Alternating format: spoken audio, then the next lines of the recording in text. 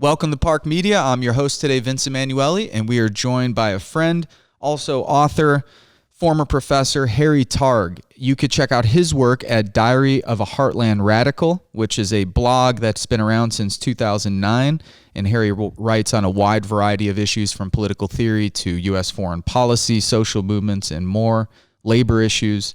And as I said, recently retired from Purdue University as a political science professor. And how long were you there for, Harry? 51 years. Wow. That's awesome. So you've seen a lot of generations of students come and go. Yes. I came in 67, and despite what people think, there was a lot of activism in 67 through 71 or 72. Black students organized and made demands that led to the creation of a wonderful Black Cultural Center and programs in African American studies and later on women's studies. And frankly, all of that is being threatened now by cutbacks, by Purdue's conscious shift more to so-called STEM fields and to diminish, not regard with respect these alternative, terribly important subjects. Talk to me a little bit about those 4 years that you mentioned, 67 to 71. So you started teaching at Purdue in 1967. Right. There's all kinds of social movements happening in the U.S. We have the civil rights movement, the feminist movement, the anti-war movement. Vietnam is raging. I don't believe Johnson had already announced that he wasn't going to run in 68, but you're coming up to 1968 election. What did that look like? I mean, you mentioned that there was activism in places like West Lafayette, Indiana. They're often not talked about, but what was happening in the area at that time? Exactly. The Time magazine in those days characterized Purdue as a campus at rest. And I think that wasn't an accurate description. Of course, the activists were relatively small minority, but when we arrived in the fall of 67, there was a student peace union. The first meeting of the student peace union we went to, they were raising money to send people by bus to the anti-war march in Washington in the fall of 67. Subsequent to that, I think in the spring of 68, the president of the university precipitously raised tuition, and this generated even larger protests. So the issues got mixed. The radical students sought to sort of radicalize the perspective of the larger number of students. But there was some rally in the spring of 68 that drew upwards of 1,000 participants. There was a sit-in at the student union. Students were arrested, 229 students were arrested for occupying the union when the president ordered that it be closed. So there was a lot of ferment. It was a learning experience for me. I got to teach a course called Contemporary Political Problems, which is totally ambiguous. And I began to read with my students the literature of the time, Malcolm X's autobiography, some of the literature coming from SDS and the freedom movement in the South. I was interested in anarchist writers at the time, like Paul Goodman and others. We read on a lot of educational theory as well. And I started teaching a course on U.S. foreign policy. And to some degree, I was learning, if you will, while I was teaching. And I always see an interconnection between social movements and the educational process. And the swirl of discontent all around the country and even at Purdue stimulated my rethinking and thinking along different lines than what I was taught in graduate school. And I think that was the case everywhere. In the spring of 1969, I believe it was, 250 African-American students lined up in front of Stewart Center, which was one of the Memorial Union annexes, and they each carried a paper bag, and they marched in unison down to the executive building, and each student took out of the bag a brick and piled the bricks up and laid a sign next to the bricks called, or the fire next time. And that stimulated, all sorts of discussion around campus. The administrators were freaked. And out of that demonstration came a willingness of Purdue to create a Black Cultural Center and also to stimulate the introduction of an African American Studies program. So that action by Black students in the spring of '69 played a significant role in transforming the university. And there is a documentary film on the history of African Americans at Purdue, and the name escapes me. I think people could Google it. And it shows in detail that protest and what came out of that protest. And thinking of that mobilization, I always found inspiring. Now, if you fast forward for 2 weeks ago, and I've been, as you said, as I told you, living in Milwaukee, so I'm out of touch with the campus, but African American students, organized in part by the Pan-Hellenic Council, have organized two protests. I think one 2 weeks ago and one about a week ago, making demands on Purdue to address questions of lack of adequate people of color on the faculty and the student body, and incidences of racism in and around the campus and the community. And from what I can tell, these mobilizations have been carried out largely by students with very little input from faculty and other elders presumed to have some wisdom. And so it's exciting to see. And Purdue has responded in part by creating a lecture series online. That is quite good. I think tomorrow night, Dolores Huerta is one of the speakers. But from my point of view, having a speaker series is not adequate. And the student demands, I think, go beyond the speakers series to, real efforts to recruit African American students and faculty, and to make the campus a much more, hospitable place for people of color. Well, how do you, I'm going to jump a little bit forward. We'll stay in the same vein. Yeah, we have protests. We've had an uprising of sorts for the last 4 months. Some, sort of more militant than others, but spreading out. I think the New York Times had a report. There was over 2,500 protests that took place within a 2-month span in the United States, and in towns and cities that had never seen protests before. How do you sort of process this situation that we're in right now? How do you process the current political situation? Donald Trump is in the White House, so we have this resurgence of sort of white nationalism, some people call it fascism, some people call it neo-fascism, whatever we want to call it. We know it's terribly bad, and it needs to be stopped.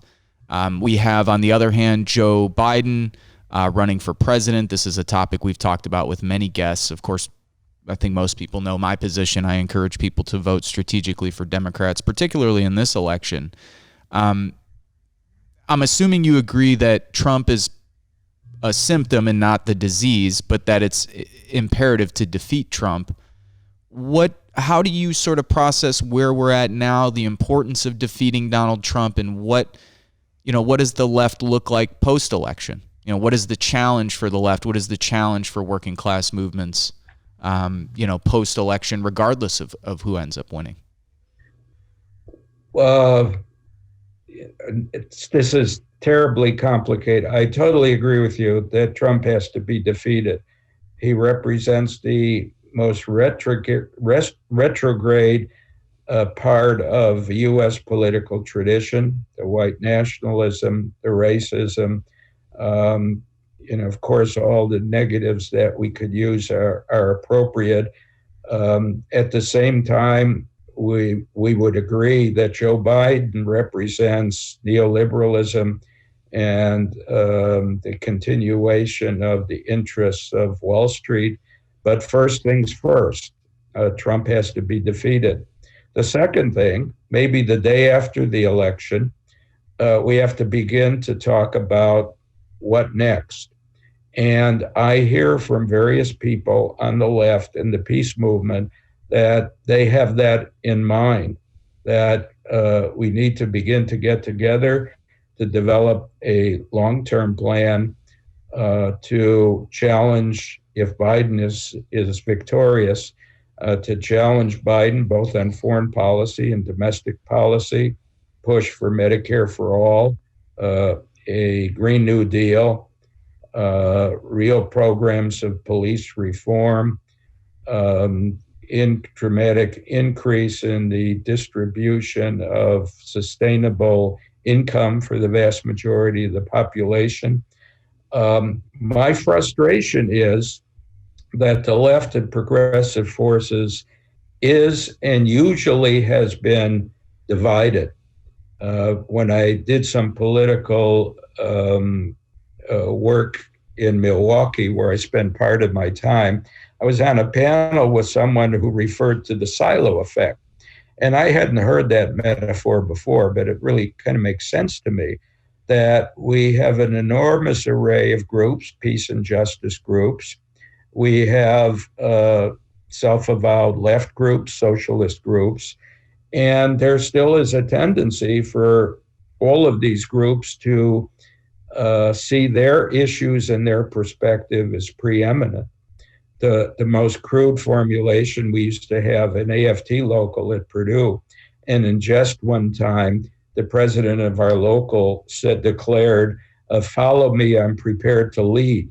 And I always remember that. And again, he said it in jest.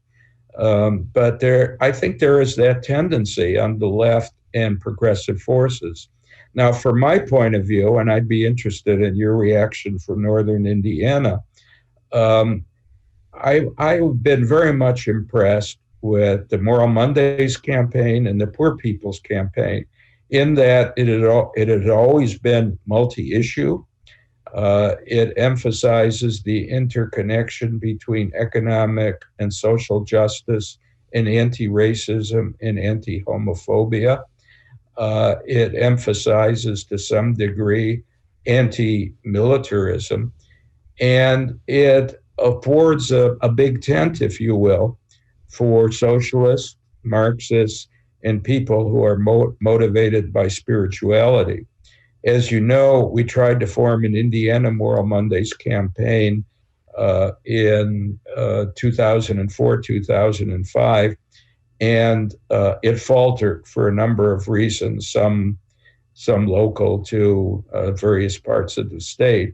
But I'm really still intrigued with the new Poor People's campaign, and I really hope that we could all gravitate in the direction of a movement like that is broadly inclusive in terms of issues, in terms of people, in terms of theory and practice. Whether we could achieve that and whether the New Poor People's Campaign is the vehicle for that, I'm just not sure. But I think we have to spend much more time after November 3rd strategizing about how to get together, because together we're a majority. I wrote an article the summer of 2019 that just examined polling data on a variety of key issues: Medicare for all, green jobs agenda, concern for climate change, a whole host of issues. And if you look at polling data, that its majority support most of the progressive positions on these issues. And so the question is how to bring that majority together in an organized way. And so I think that's our biggest problem after November 3rd. Yeah, I agree. I mean, it's an ongoing issue on the left. I mean, one of the questions I would have, I could give you sort of my view on how we interacted with the Poor People's Campaign. I do agree, just right off the top, I agree that it's probably the organization, project, however you want to put that, campaign that I think has the best politics of the bunch, for sure. I think it combines everything in a way that's very coherent for people. I mean, I think the DSA is doing a decent job too. I mean, I know Paul Buell and some other folks are really sort of committed to making that organization grow, and I've become more and more sympathetic to that cause, probably vis-a-vis working through the Bernie Sanders campaign, and seeing how many people that brought in. And to your point, because it was such a big campaign on a federal level, it was able to talk about all of these issues at one time, which really helps. One of the questions I was going to ask is, how do you think this differs from the kind of activism and organizing that you've seen, say, in other, 1960s, 1970s? I know there's time in between that people were active, but I know that there were also similar challenges. And I wonder, I guess, how much we can avoid today some of the pitfalls that previous movements have maybe made, or decisions, mistakes, etc. And that's not to be said in like a mean-spirited way. It's to be said like, we should talk about this, that way younger generations of activists can avoid things that, previous generations did. I mean, I feel like that's one of the big roles that folks who've played a significant amount of time on the left doing this work, I think that's one of the things we can really provide the newer generation. Mm-hmm. Oh, you're asking difficult questions. I thought we were going to talk about foreign policy, which is much easier. Oh, that's we could talk about foreign policy. We'll get there. Okay. I'm trying to reflect upon that. I do a lot. I was not affiliated with and formally with political organizations until the 1980s, when we established a CISPES chapter in West Lafayette, and I got very much involved in Central America work. Before and I also became a member of the Northwest Central Labor Council, which then was housed in Lafayette. So my interests were labor and Central America and foreign policy. Having said that, I became an activist in the mid to late 60s, particularly, becoming a teacher and a defined a radical at Purdue University. And only subsequently have I begun to study in a serious way social movement theory and the history of social movements. And quite frankly, as I look at the history of social movements, I see a prominent positive role played by the industrial workers of the world and the Communist Party USA in building towards mass labor mobilization in the 1930s. And for all their flaws, it seems to me these organizations planted the seeds of radical change in the 40s and 50s. And that's why when I was a kid growing up, I was growing up in the environment of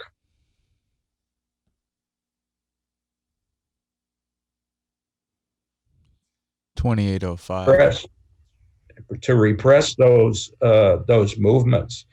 And in the 1960s, when young people joined the anti-war movement, the civil rights movement, they didn't have much sympathy or understanding of the history of their predecessors. And they were very much committed to creating something that was totally new. And in the process, there was a lot of factionalization, both in theory and practice, that I think led to the quietism of the 1970s and 1980s. So I think I'm not just talking as an academic, but I think we have to look back at our history, to look back in a clear-eyed way of the social movements of the past, and frankly, to appreciate the enormous contributions that the old left made to the building of the labor movement and stimulating the struggle against racism. I'm reading now Glenda Gilmore's book, Defying Dixie. And it's a narrative largely about northern radicals, often communists and some socialists, going south and participating in building a movement against Jim Crow. And it's also a story of Southern radicals, black and white, who go north, connect up with radicals, and return to the South to fight against Jim Crow. So we've got quite a tradition. And, I don't know where this is leading me, except to say that, I think we have to revisit our history. When I read articles in Jacobin, for example, sometimes I feel they're reinventing the wheel, and they're writing articles that really distort the historical experience of radicals in the early to mid part of the 20th century. So, I would advise people to go back and read some history and connect with the old left as we build for the 21st century. What are those differences, Harry? Because I think that's interesting. What do you think are some of those? Are they fundamental differences, or are they? What would you say? Is there like an ideological difference, a difference in program, or is it approach? Kind of what is the difference for you? Okay, probably all of the above. One, at some point, and I know some of this relates to your writing, we need organization building, right? We need people to commit to organization. To some degree, that requires some measure of discipline, not iron-handed, top-down discipline, but some measure of discipline and commitment by people to the organizations that they're part of. We also need to revisit the history, the theory, and practice of capitalism. We also need to revisit and make relevant for the 21st century some of the key concepts in Marxist theory, and I'm talking about class. We need to revisit and discuss more thoroughly the interconnections between class and race.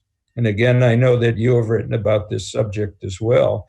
And I take a view that there's an inextricable connection between class and race.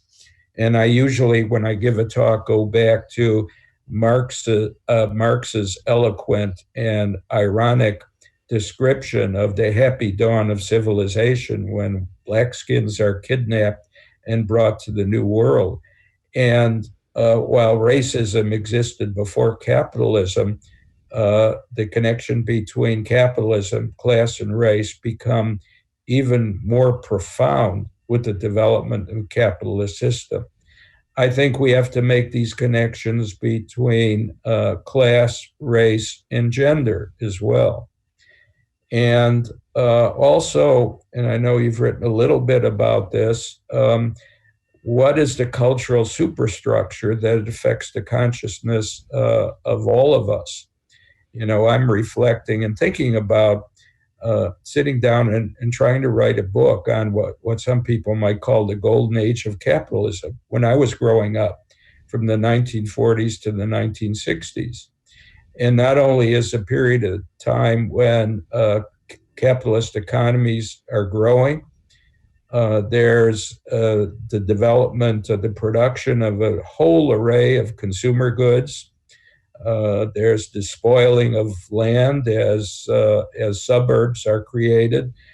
And I remember growing up in an environment where, as a middle-class kid, my dad was a small businessman, it was just assumed that I would go to college. And all of this is coupled with an environment in which the prior history is erased.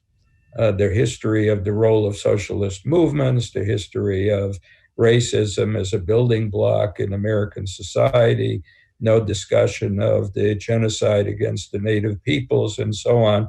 So it was a period of time in which our consciousnesses were very much affected by the cultural apparatus. I used to go every Saturday afternoon to watch cowboys and Indians play out in the old movies.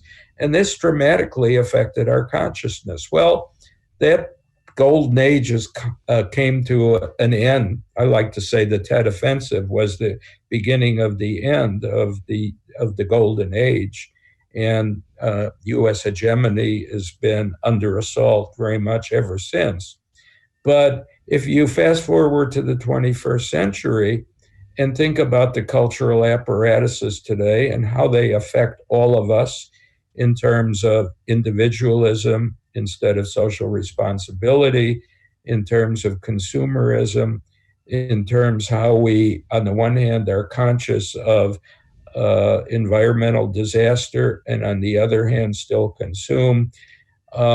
There's a lot of ways in which we have to think and sort of deconstruct our material experiences and our intellectual and cultural experience as well. I'm going on too long, but I hope I've made some sense out of this. No, absolutely. Absolutely. I guess my question would be, and I'm getting more and more specific, and that's okay. If we don't finish everything in the hour for today, we'll just simply set up a second or third interview. We could do as many as we want.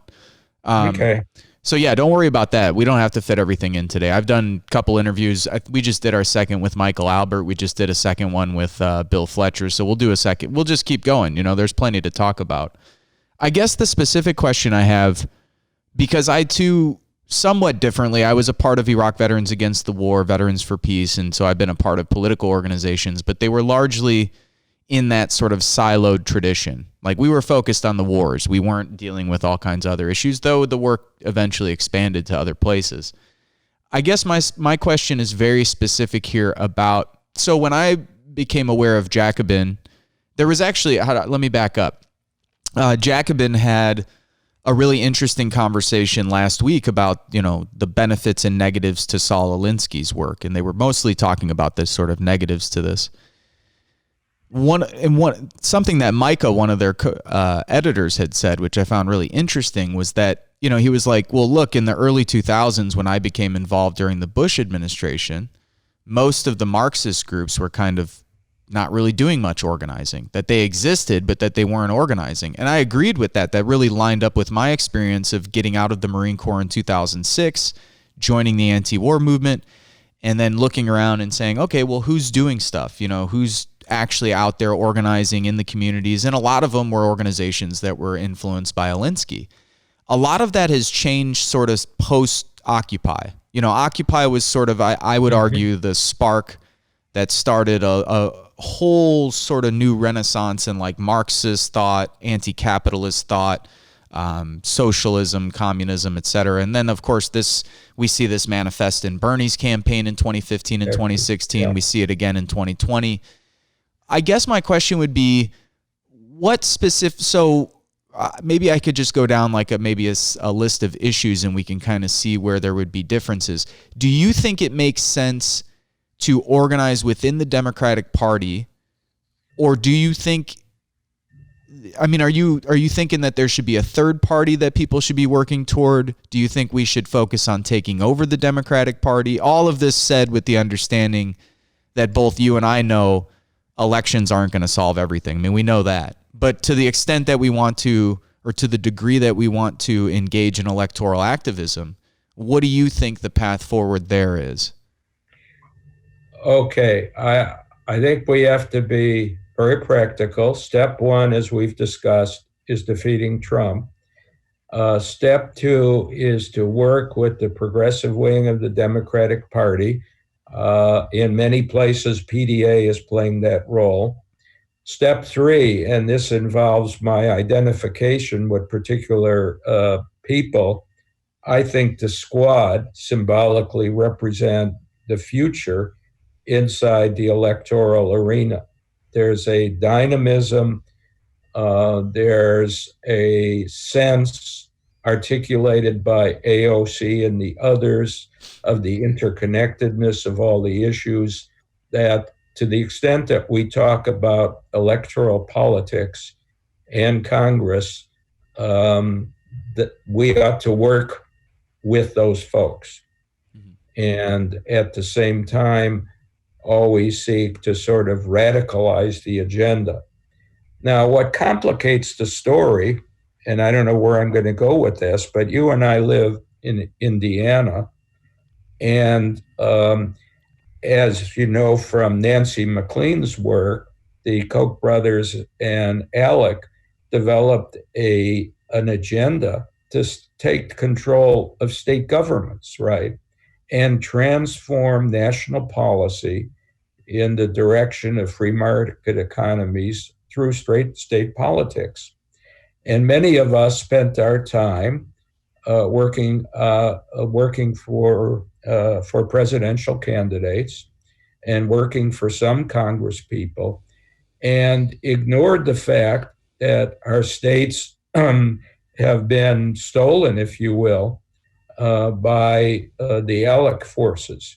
The state of Indiana, when we came to Indiana in 1967, before your time, both senators had come out against the war in Vietnam, Vance Harkey and Birch Bayh. State government was divided for many, many years. As recently as 1990, Indiana was ranked 10th in terms of union density. So there was vibrant labor movement. I work with some people that you might remember who were part of Indiana University Labor Studies. And labor studies was vibrant on various Indiana University campuses, in part because the head of the state AFL-CIO had influence in the state legislature. And that all dissipated. In 2004, Mitch Daniels became governor and defied his promise by supporting right-to-work legislation, reversing the right of state employees to participate in union activities. And if we look carefully at the data, and I accumulated some of this data, there has been growing inequality. There's a United Way study called ALICE, where they hired researchers from Rutgers to study the political economy of states. And there's one on Indiana that estimates that 34% of Indiana households live below a livable wage. So there's been a radical transformation within our state to the disadvantage of the 99%, if you will. So that complicates the story. And maybe it means, as I think about this, as we're talking, that means that we have to work at the local level as well, that we have to work at the state level, while we support progressive candidates in national political life, people like the Squad. Mm-hmm. So, what do you think about where labor is right now, the role that labor could play? I mean, I think a lot of us who support organized labor, who have a vision for what we would like to see organized labor be, which, of course, in my thinking would be to encompass anyone and everyone who makes a wage for a living, and it would cross international boundaries. We would like to see more from that labor movement, I think, in this context. Some labor movements, some locals have stepped up, but I think we could have seen a lot more during the Trump years. And I think, where I live, I'm pretty sure this won't surprise you, but we have a significant portion, likely half of the voters for the USW who live up here are voting for Trump. So some of this, of course, however the left moves forward, there has to be some kind of an industrial policy. There has to be a policy around what we want to do with manufacturing, or what that looks like, or how we're going to deal with these places. As we know, throughout the Rust Belt that gave Trump the election in 2016, I mean, one of the reasons why we think it's so important to organize in places like this is that if you don't, I think you could let some really reactionary right-wing elements fester and grow, or you just deal with a situation like we had in 2016. But in this context, it seems like both sides are sort of digging in and becoming more especially, you could see with the Trump supporters that there's not much movement, that they just support Trump. That's the way it's going to be. In that context, I could see labor playing a really positive role in sort of corralling some of those people around class issues, so they're not arguing with each other about these other things. Not to say that they wouldn't have to deal with, race and gender and all of these other things, but that maybe the first step in the door is to get folks to focus on what they have in common and what, what some of their common interests are. But what do you kind of see the role of labor being in this context, or what would you like to see labor do moving forward? Yes.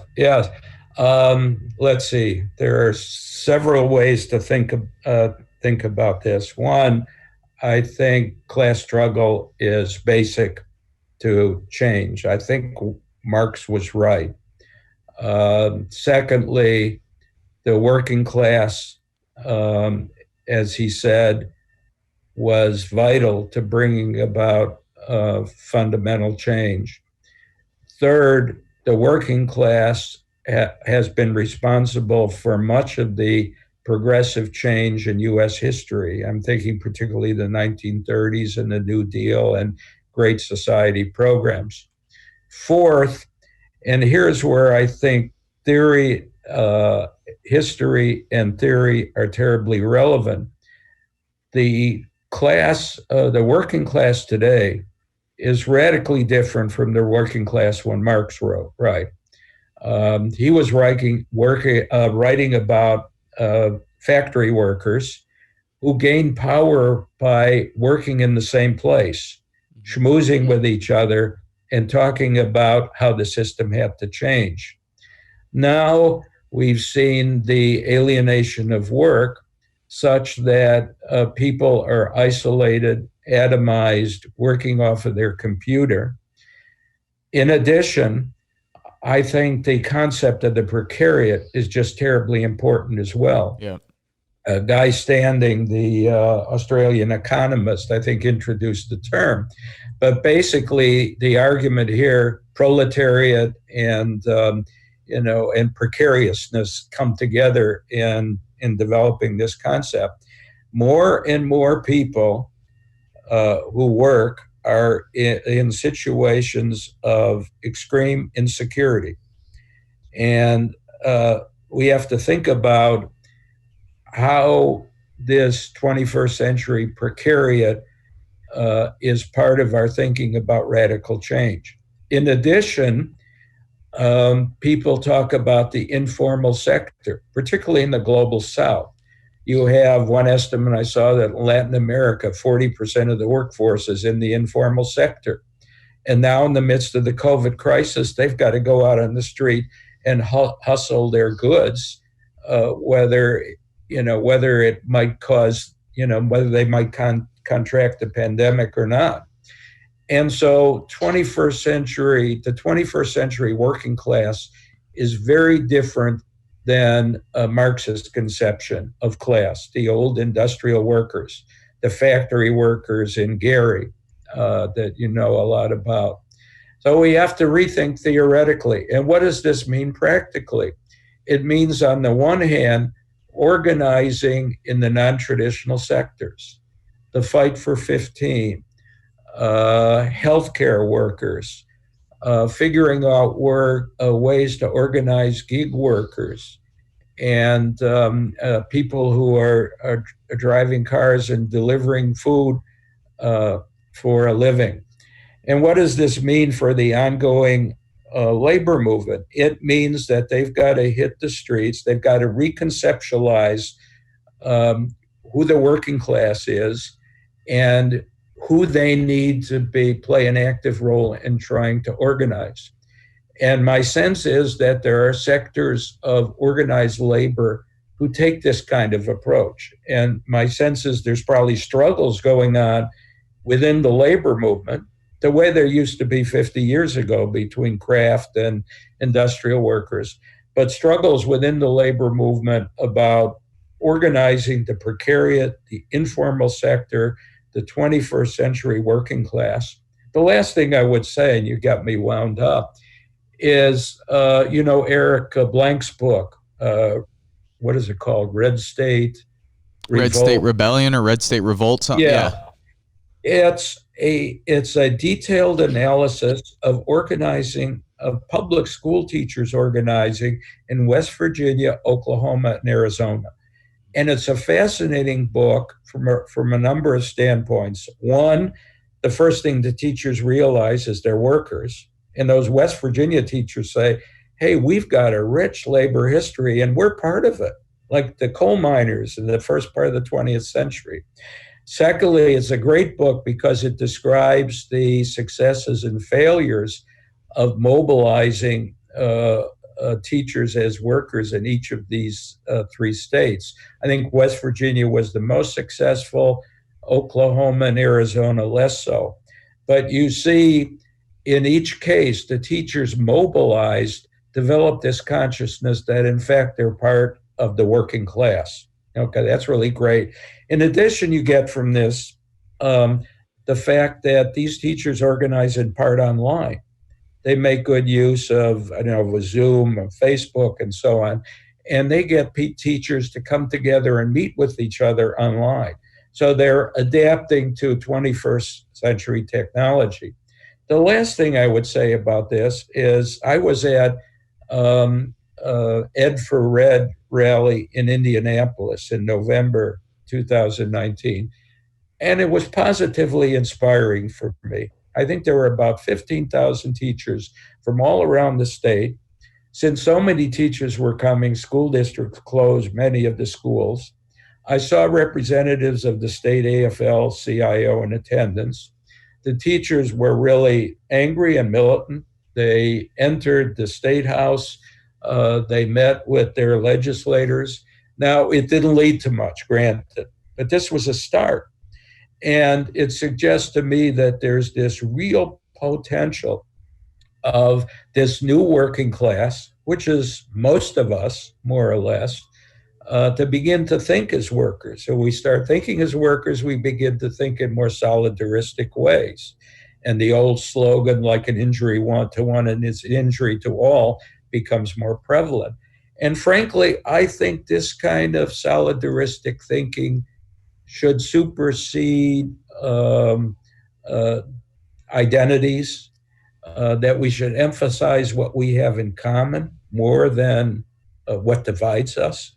Be sensitive to what divides us and why we're divided, but recognize that we're all in this together. Now, this is a tall order, but the organized labor movement could play a role in this.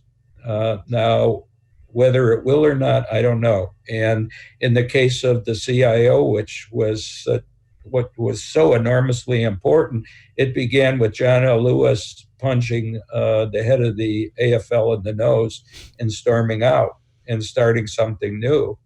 And so if labor, the new labor movement's got to be something new, it should still be a labor movement. And it'll drag the old timers along kicking and screaming.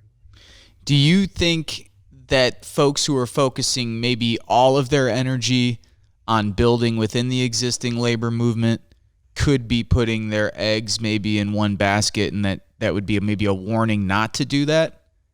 Yeah, I'm a little detached now from the labor movement, but I gather, isn't there it's going to be contested election for the new president of AFL-CIO, and the head of the airline stewardess union is one candidate, and she's very progressive, right? She's great.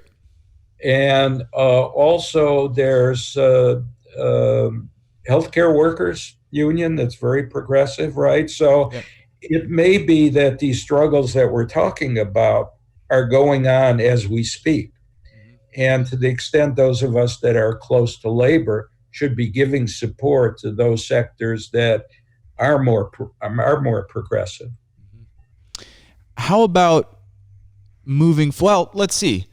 If you want, you could take the last 15 minutes of our time here and talk about how U.S. foreign policy underpins all of that.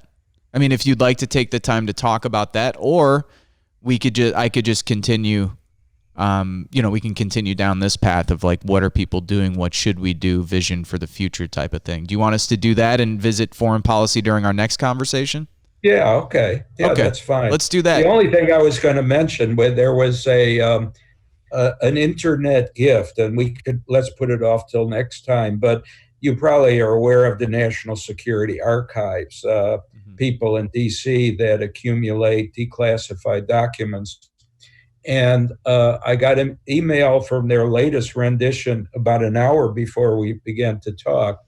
And it's notes taken by Richard Helms, director of the CIA, from a meeting that he had with Nixon on September 15th, roughly 3:30 in the afternoon in 1970, where Nixon orders him to begin the task of making sure that Allende does not assume office as president of Chile, and if he does, do everything in our power, including making their economy scream, so that Allende gets overthrown in a coup. I just throw that in. We could talk more about that next time. Yeah. But I regarded it as a gift because it came an hour before we were going to begin.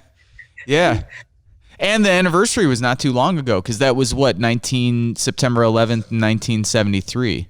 Right. Yeah, so that, and I write about that, and I have some remarks about, what is similar and significant about September 11th, 73 and September 11th, 2001.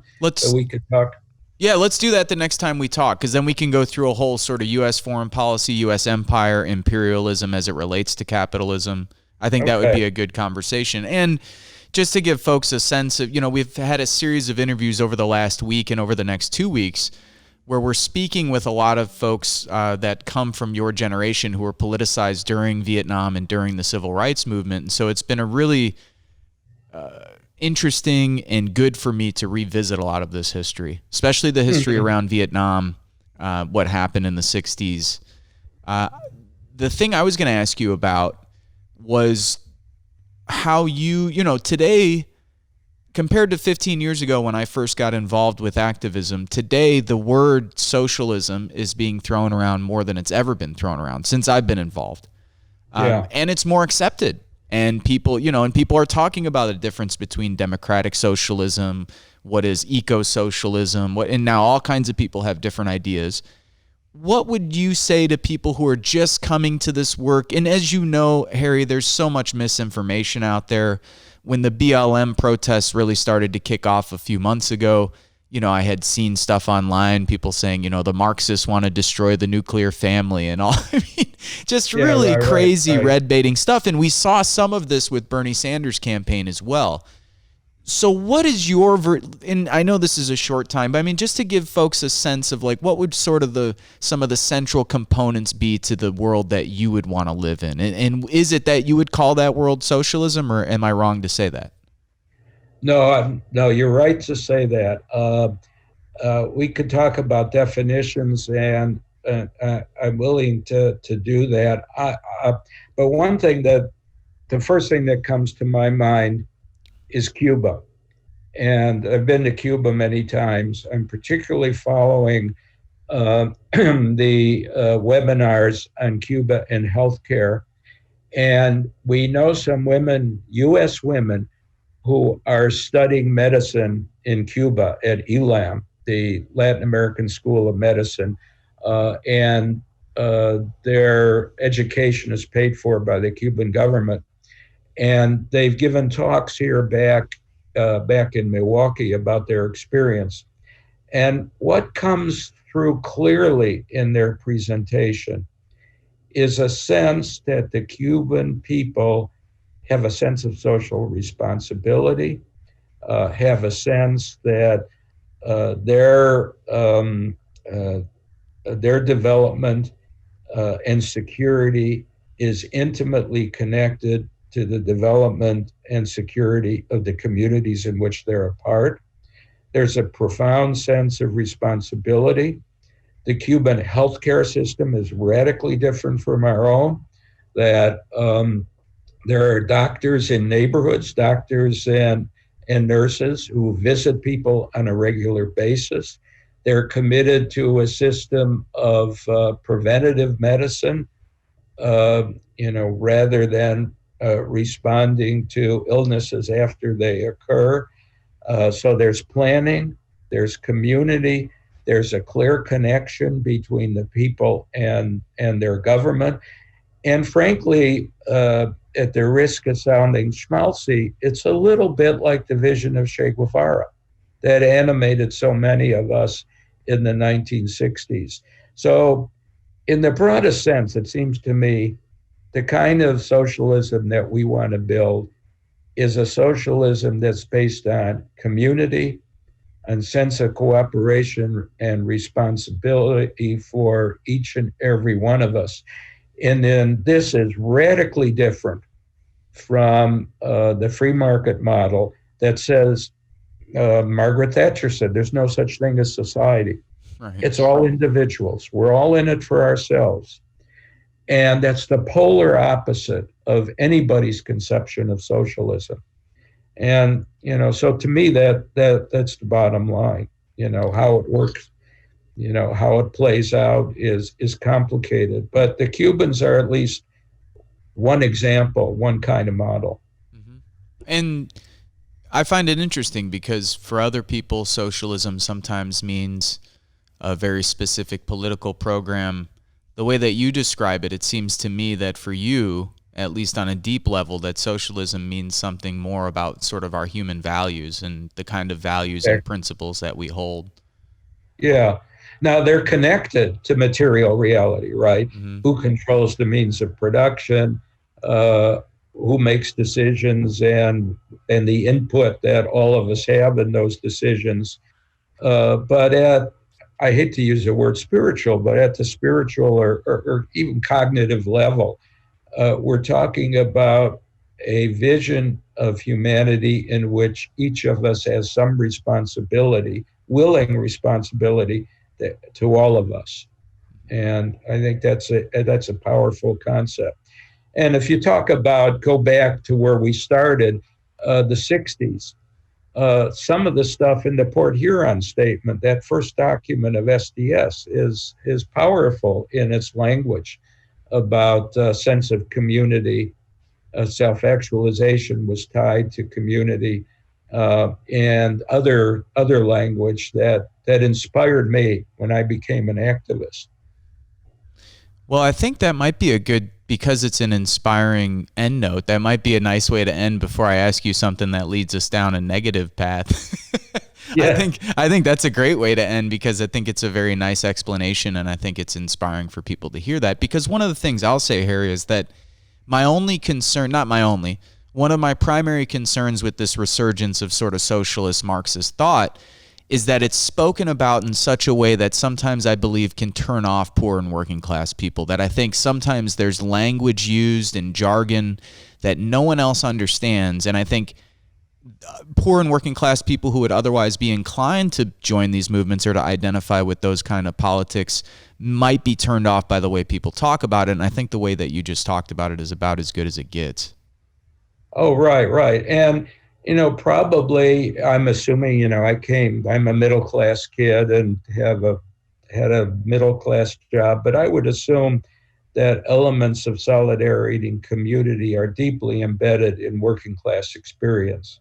And like you say, to help people understand that deeply embedded communitarianism is terribly important. And to do so, leave out the rhetoric and talk about people's consciousness and their lives. That might have something to do with you living in West Lafayette and me living in Michigan City. I have a feeling that we might be a little more exposed to, a certain reality that our friends in Berkeley and NYU might not be. Oh, yeah, right. Have you read, I forget her name, an anthropologist wrote a book called Exit Zero. No. And it's an analysis. I'll have to send you the reference to it. It's an anthropological study of her family at the destruction of jobs in Gary Hammond. I think her father worked at Wisconsin Steel. And she describes the disintegration of a father. Did they turn this into a PBS documentary, Harry? I think so, yeah. I saw the documentary. I didn't know it was based off of a book, but I wrote it down right now. I was going to say, this sounds very familiar. I saw it on PBS. Uh-huh.